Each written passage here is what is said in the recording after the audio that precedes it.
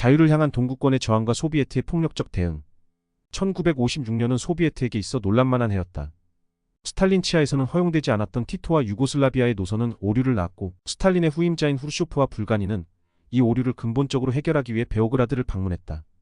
이러한 부드러운 정책에 반대했던 외교장관 몰로토프는 셰필로프로 교체되었다. 후르쇼프의 베오그라드 방문과 더불어 그가 했던 1956년의 2월 연설은 동유럽에 큰 파장을 일으켰다. 그는 연설에서 스탈린의 범죄 사실을 시인했다. 모스크바가 스탈린의 오류와 범죄를 인정한 것은 체제 개혁을 위한 요구를 허락하는 것처럼 보였기 때문이다. 동시에 폴란드와 헝가리에서 변혁을 요구하는 시위가 격렬하게 터져나왔다. 폴란드에선 1956년 6월 하순경에 노동자들이 포즈난시의 거리로 쏟아져 나왔다. 놀란 폴란드 당국은 군대를 파견하였고, 시위를 하던 노동자들은 수십 명의 사상자를 내었다. 이러한 유혈 사태로 인해 폴란드 지식인들은 상황을 성토함과 동시에 통제 정책을 완화시켜줄 것을 촉구하고 나섰다. 폴란드 공산당은 분열되었고, 많은 공산주의자들은 폴란드가 사회주의로 가는 소비에트와 다른 별도의 길이 있다는 주장에 동조하기 시작했다. 상황이 이렇게 되자 후르쇼프에 의해 반동 혐의로 투옥되었던 고무우카는 10월에 당 서기로 복귀했고, 후르쇼프 등 소비에트 지도자들은 폴란드 혁명의 위기를 해결하기 위해서 모스크바에서 급히 바르샤바로 날아왔다. 후르쇼프는 폴란드인들을 반역자라고 칭했고, 고무우카는 자신을 투옥시킨 후르쇼프를 비난했지만 이들은 합의에 도달했다. 소비에트 러시아는 폴란드에서 군사 고문관을 철수시키기로 동의했고, 폴란드 공산주의 체제의 자유화를 수용했다. 소비에트 군사고문단이 폴란드를 떠나는 날, 수많은 시민들이 바르샤바의 거리에서 고무우카를 지지했다. 헝가리의 경우 폴란드에서 더욱 나아갔다. 폴란드 사태로부터 영향을 받은 헝가리 혁명은 1956년 10월 하순경에 폭발했다. 제20차 당대회 이후 촉발된 시위에서 시위 참가자들은 개혁파 총리인 임레 너지의 권력 복귀를 요구하며 동시에 개혁도 요구했다. 임레 너지는 스탈린주의자 라코시에 의해서 당과 정부에 쫓겨난 상태였다. 모스크바는 헝가리를 진정시키기 위해 라코시를 제거하고자 했고, 후르쇼프의 탈스탈린화를 지지하던 미코얀을 부다페스트로 파견했다. 임레 너지는 정계에 복귀했으나 사태는 걷잡을 수 없이 돌아갔다. 시위대 요구는 임레 너지의 복귀였으나 동시에 소비에트 군의 완전한 헝가리 철수, 언론 자유, 민주주의적 선거를 요구하였다. 동시에 시위는 점차 격렬해져 갔다. 10월 말 너지는 비공산주의자를 포함한 연립정부를 구성하여 헝가리가 바르샤바 조약기구에서 탈퇴하는 협상을 시작하였다. 소비에트 지도부는 헝가리의 무질서가 공산권에 초래할 결과를 두려워하였으며 결국 헝가리의 군대를 파견하기로 결정하였다. 1956년 11월 4일 소비에트의 탱크가 헝가리의 수도인 부다페스트를 급습하기 시작했다. 사태의 목격자들은 소비에트 군인들이 거리에 아무 사람이나 공격하고 탱크가 건물을 향해 포탄을 발사하는 잔혹함을 보였다고 진술한다. 이 잔혹한 사태로 인해 헝가리인 500여 명, 722명의 소비에트 군인이 사망했다고 집계되었다. 임레 너지는 소비에트 군대에 체포되어 1958년에 처형당했다.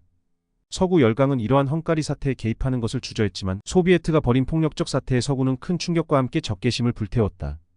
이는 서구에서 활동하는 공산주의자들에게 타격이 되었으며 공산주의 개혁운동이 탄압받는 모습은 수많은 공산주의자들의 이탈을 일으켰다. 동유럽의 문제는 끊임없이 불거져 나왔다. 헝가리 혁명을 진압한 후 12년간 소비에트는 시대의 변화에 적응하려는 모습을 보였다. 제도적 다양성과 이데올로기적 다양성을 가진 공산주의 다원주의를 용인하려 했다. 그러나 이는 동유럽 여러 국가들에서 일어나는 다양한 현상을 포괄하지는 못했다. 1968년 프라하에서는 프라하의 봄이라 불리는 사건이 발생했다. 당시 체코슬로바키아 사회주의 공화국은 경기 침체에 시달리고 있었다. 프라하의 봄은 이러한 경제 침체를 해결할 것을 요구하는 개혁 요구, 민주화 요구 운동이었다. 프라하의 봄에 의해 체코슬로바키아 공산당은 권력 독점을 포기한다고 말했고 경제 수정주의와 민주주의를 도입하겠다고 밝혔다. 동시에 정치적으로 숙청된 인사들을 복귀시키고 국가 주요 요직에 개혁파를 임명했다. 이러한 개혁에는 체코의 지도자 둡체크가 중심에 있었다. 체코슬로바키아의 급진적인 개혁 안에 소비에트 지도자들은 개혁의 한계선을 그르려 시도했고 협상 테이블에 양국의 지도자가 앉았다. 그러나 형제사회주의 국가에 대한 소비에트의 반응은 또 다시 폭력으로 귀결되었다.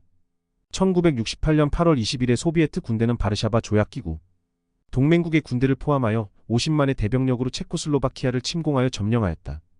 이 무렵에 소비에트는 우후죽순 일어나는 바르샤바 조약기구의 형제국들을 통제하고 반체제 운동을 무력으로 억압하며 계획 경제를 고수하고 소비에트에게 굴종시키는 것을 결정했다.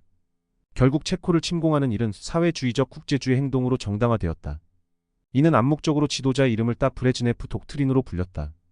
이는 브레즈네프가 1968년 11월에 바르샤바에서 행한 연설처럼 소비에트, 러시아가 주도하는 사회주의 공동체 구성원이 자본주의 체제로 복귀하려고 할 때 소비에트는 언제 어디서나 개입해야 하는 의무와 권리를 가지고 있다고 표현하고 있다.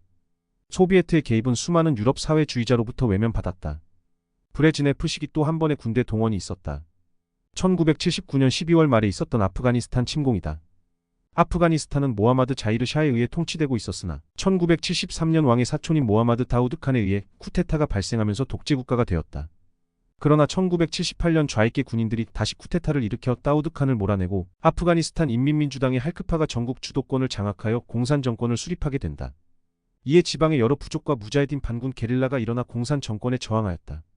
소비에트는 공산 정부를 지원하기 위해서 KGB 요원을 비롯해 일부 경비 병력을 위해 소비에트 병력을 파견하였다. 소비에트는 1979년 12월 24일부터 1989년 2월 15일까지 아프가니스탄의 무자헤딘과 전쟁을 벌였다. 10년간의 전쟁 동안 소비에트는 사실상 세계 곳곳의 나라의 지원을 받는 무자헤딘을 상대해야 했다.